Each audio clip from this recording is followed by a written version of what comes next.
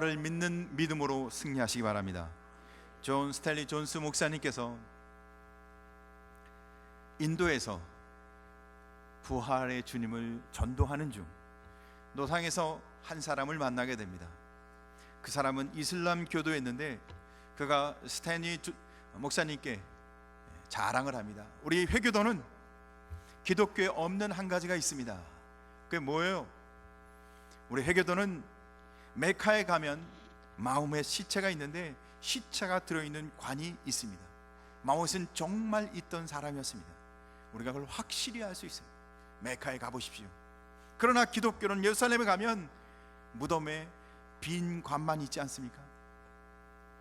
그래요. 스탠리 존슨 목사님이 그것이 바로 기독교와 이슬람이 다른 점입니다. 예수님은 부활하셔 승천하셨기 때문에 무덤 안에 그분이 시신이 없습니다. 그것은 부활하셨던 확실한 증거입니다. 사랑하는 성도 여러분, 세계 역사상 죽었다 부활하신 분은 예수 그리스도 한 분밖에 없음을 믿으시기 바랍니다. 예수님 십자가에 죽으시고 3일 만에 다시 무덤의 문을 열고 살아나셔서 부활하셨습니다. 우리는 이것을 믿고 온 인류의 소망과 생명은 여기에 있습니다.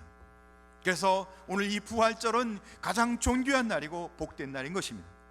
오늘 예배하는 자마다 부활의 주님, 그 앞에 살아계신 주님을 고백하며 부활의 은혜와 하나님의 은총 가운데 승리하시길 주님의 이름으로 간절히 소원합니다. 우리가 교회와 예배를 드리며 복음이라는 말을 많이 듣게 됩니다. 복음은 기쁜 소식, 우리에게 주시는 구원의 소식을 말합니다. 요한복음 3장 16절, 하나님은 세상을 이처럼 사랑하사 예수 그리스도를 우리에게 보내주시고 인간의 죄를 대신하여 예수님이 십자가에 죽으시고 돌아가셔서 다시 부활하셔서 우리에게 구원을 주셨다고 말씀하고 있습니다. 우리가 믿는 십자가와 부활이 바로 복음, 기쁜 소식이라는 것입니다.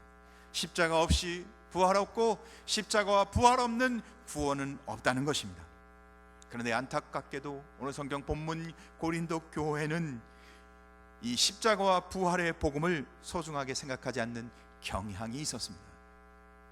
오늘 성경 고린도전서 15장 2절을 제가 읽어보면, 너희가 만일 내가 전한 이 말을 굳게 지키고 헛되이 믿지 아니하였으면 그로 말미암아 구원을 받으리라.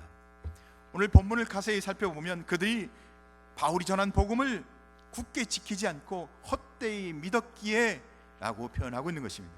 사랑하는 성도 여러분, 복음이 전한 십자가와 부활을 자기 해석으로 믿지 아니하고 성경대로 믿으시길 주의 이름으로 축복합니다. 이 고린도 교회는 세상 철학이었던 헬라 철학이 그들의 복음을 변질시키고 있었습니다. 헬라 철학을 하는 사람들은 영혼은 소중하지만 육체는 천한 것이라고, 귀하지 않은 추한 것으로 여겼습니다. 그래서 그들은 지식인이었지만 그는 지식적으로 생각했던 거예요. 영적으로는 그들이 거룩한 것 강조했지만 육체적으로는 추한 것, 더러운 것으로 학대했습니다. 그런데 예수 그리스도는 이 땅에 육신을 입고 오셨습니다.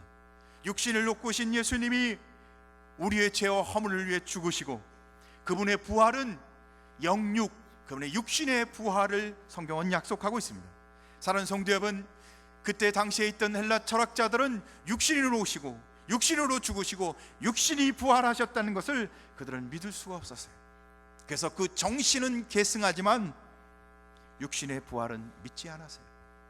그 헬라 철학을 얘기했던 많은 사람들은 교회 안에서도 그렇게 그들은 신앙을 그대로 받지 않았던 것입니다. 사랑하는 성도 여러분, 오늘날 교회도 이런 요소가 있다는 사실을 우리는 기억해야 합니다. 그래서 이구동성 현대교회는 이제 성장이 멈추고 병들어 가고 있다고 합니다. 아니, 더 심하게는 교회가 죽어간다고 얘기합니다. 다시 더 깊게 이야기를 한다면 성도의 신앙이 멈추고, 아니 성도가 병들어가고 성도가 죽어가고 있다는 이야기입니다. 왜 성장이 멈추고 병들고 죽어가고 있을까요? 고린도 교회 시절에 헬라 철학으로 신앙이 지식화 이론화되어 있는 것처럼 많은 성도들이 성경을 듣고 말씀을 배우지만 자기 삶과 관계없는 삶을 산다는 겁니다. 예수 그리스도는 부활하셔서 우리의 삶 속에 오늘, 우리의 심령 가운데 오늘 살아 계시다고 선언하고 있는데, 사랑하는 성도 여러분, 우리는 점점 성경을 내가 아는 지식으로만, 내가 알고 있는 지식으로만 머물러 있다는 것입니다. 사랑하는 성도 여러분, 교회 역사를 살펴보면 교회의 부흥은, 신앙의 부흥은 성경을 그냥 아는 정도로 끝났을 때가 아닙니다. 공부를 많이 하고 성경 지식이 넓혀질 때가 아니었고, 도리어 그들 갖고 있는 지식대로 순수하게 믿고 살아갈 때, 그리고는 그 복음을 증거하며 선포할 때 하나님의 역사가 나타났습니다. 사도행전 2장 보면 베드로가 부활하신 예수 그리스도, 나를 위해 죽으신, 십자가에 죽어 3일 만에 다시 부활하여 살아나신 예수 그리스도, 그분을 증거할 때 3,000명, 5,000명 수많은 사람들이 주의 교회로, 구원받은 성도로, 그리고는 예루살렘 교회가 부흥하고 성장한 것을 기록하고 있습니다.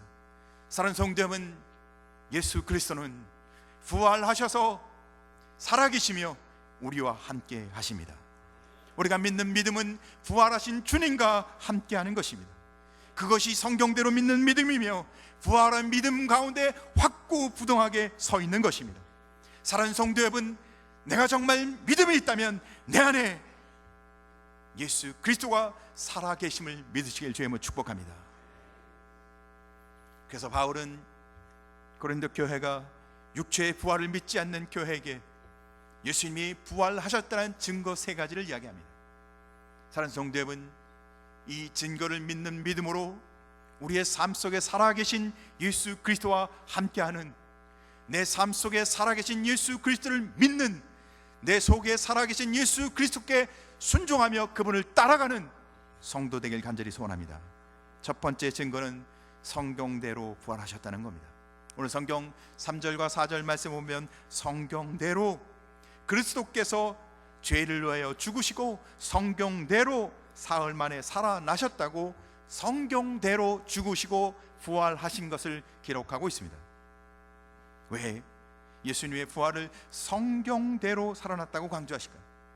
성경은 예수님이 살아나신 것을 기록하고 그분이 십자가와 부활을 예언하고 그 예언대로 이루어진 것을 우리에게 강조하고 있는 것입니다. 구약 성경은 오실 메시아를, 신약 성경은 오신 메시아를 기록하고 있습니다. 어느 순간 예수님이 갑자기 오셔서, 어느 순간 갑자기 예수님이 십자가를 지시고, 어느 순간 부활하셨다고, 그러니까 즉흥적으로 일어난 일이 아니라는 겁니다. 사랑하는 성도 여러분, 예수님의 십자가와 부활은 성경의 예언대로, 성경 말씀대로, 성경대로 이루어진 사실, 팩트라는 것입니다. 사랑하는 성도 여러분, 꾸며낸 이야기가 아니고 소설이 아니고 허구가 아니고 설화가 아니라는 겁니다.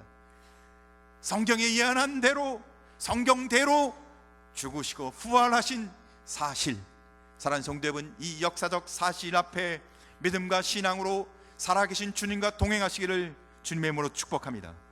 그래서 미가서 5장은 예수님이 베들레헴에 탄생하실 것을 예언합니다. 이사야 7장은 처녀가 잉태하여 아들을 낳을 것을 예언합니다. 스가랴 11장은 예수님이 은삼시에 팔릴 것을 예언합니다. 이사야 53장은 예수님이 십자가에 멸시를 받고 버림을 받고 고통당할 것을 예언합니다.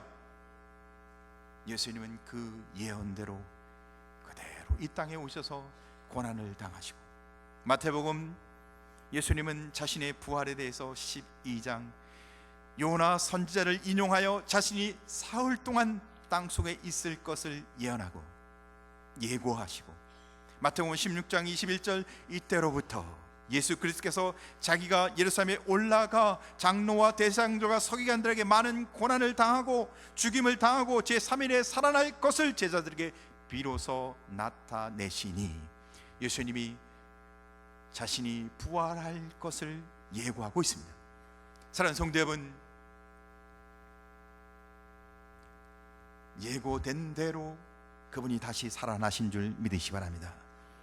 꿈이란 얘기가 아니라는 거예요. 설화 이야기가 아니라는 겁니다.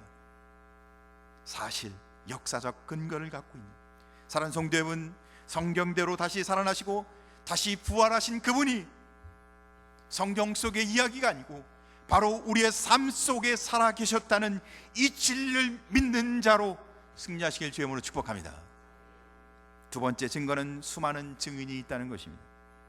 예수님의 부활을 눈으로 직접 목격한 사람들이 수많은 사람이라는 겁니다. 오늘 성경은 그 목격자들을 기록하고 있습니다. 5절부터 8절까지 게바에게도 보이시고 12제자에게 보이고 500의 형제에게 일시에 보이고 야고보에게 보이시고 만석되지 못한 나 바울에게도 보이셨다고. 그런데요, 이 성경 고린도 전서가 기록될 그 당시까지 그 사람들이 소수는 죽었지만 대다수는 이 성경이 기록될 당시에 살아 있었다는 거예요. 목격자가 그렇게 많이 살아 있는데 거짓말을 쓸 수 있겠습니까? 목격자가 그렇게 많은데 다른 이야기를 쓸 수 있겠어요?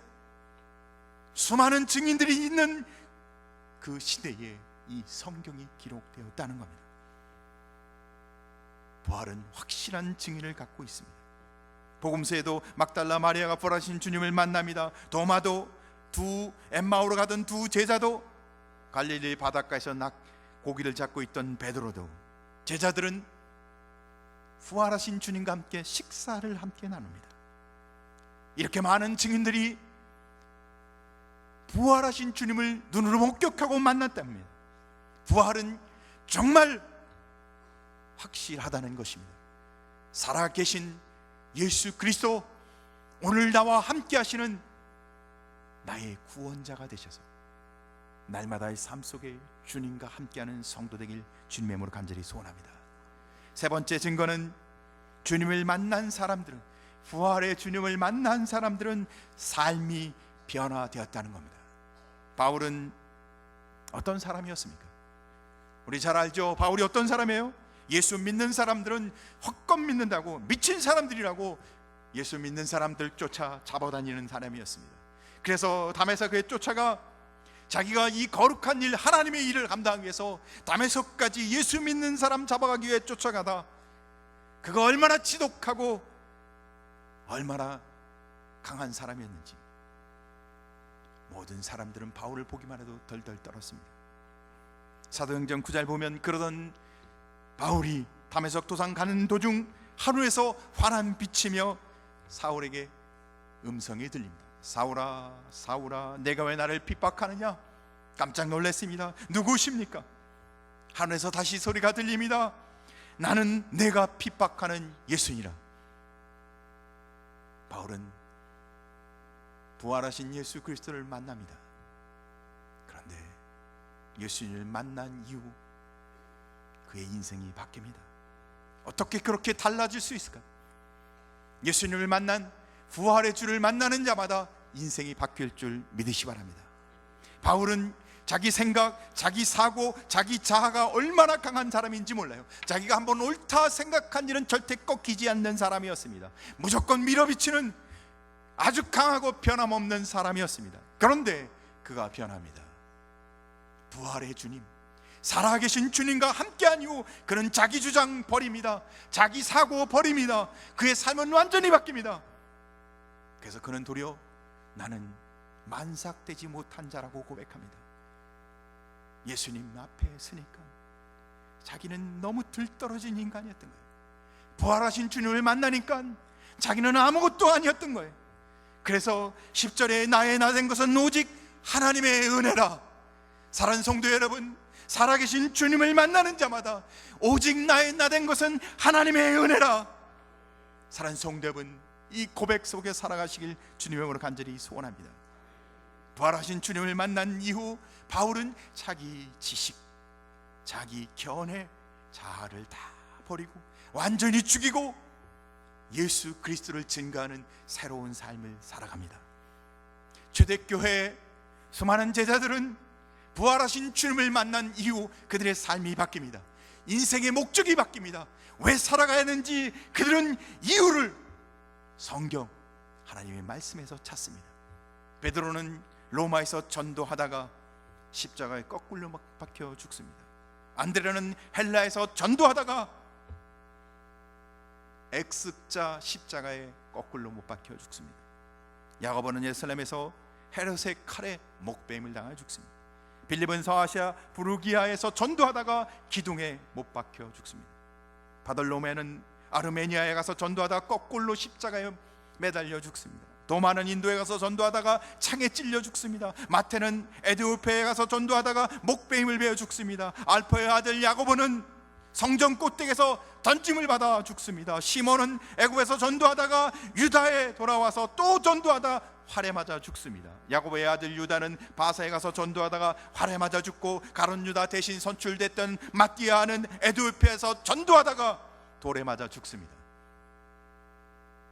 부활하신 예수님을 만난 자마다 그들은 생명을 걸고 복음을 증거하고 전도하다 생애를 마칩니다. 인생이 바뀌었다는 겁니다. 삶이 바뀌었다는 겁니다. 부활하신 주님이 나와 함께하는 자마다 삶이 바뀌었다는 겁니다. 인생이 바뀌었다는 겁니다. 부활하신 주님이 내 안에 살아계신 자마다